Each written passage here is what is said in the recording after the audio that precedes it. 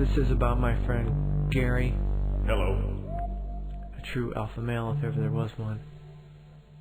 Military hero. I was wounded in Djibouti. Father. My oldest friend. Sometimes we fought. But between all the accidents and mishaps, we were best friends. I agree with that statement. We grew up very competitive, each always wanting what the other had. We still live in the same neighborhood, and now our sons, his, little Junior, and mine, Franklino, play along the same stream and road as Gary and I did when we were growing up. Have you seen that stream recently? It's full of crap. For a while in high school, we played with the idea of forming our own circus.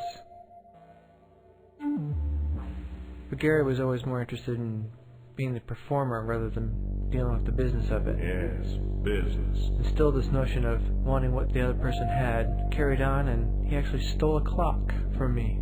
We've talked about this. In college, we met our wives. I met Susie in this yoga dance class, and Gary met Holly in the marching band. She played the sub-contrabass flute. We both proposed on the same day.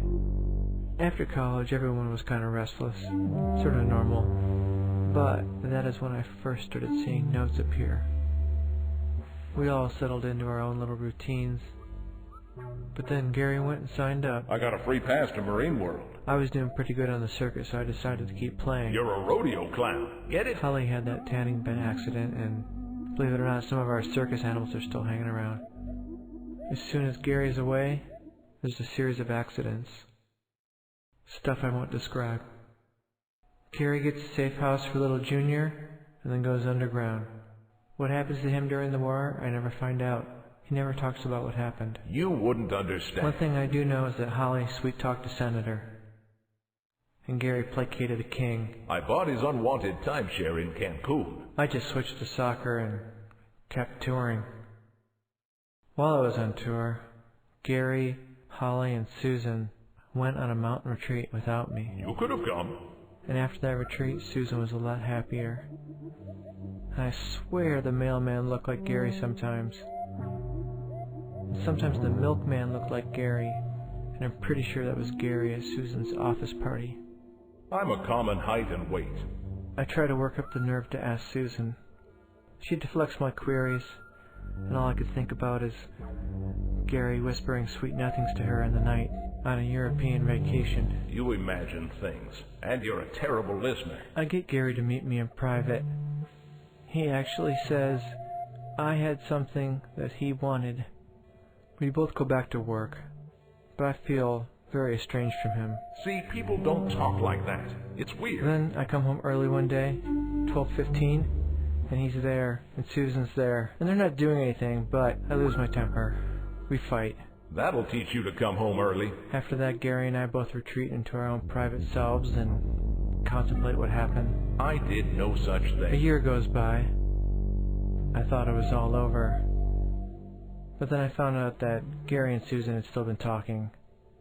And in fact, they've been talking about the war. Susan even went so far as to tell little Junior that she might be his new mommy. But Holly and Gary stayed married. But they lived lives increasingly apart. She loves cosplay, and I don't know what that is. It was no better for Susan and I. And how she talked about Holly. Susan! Susan! Not now! Gary is dead, and I have to perform the autopsy.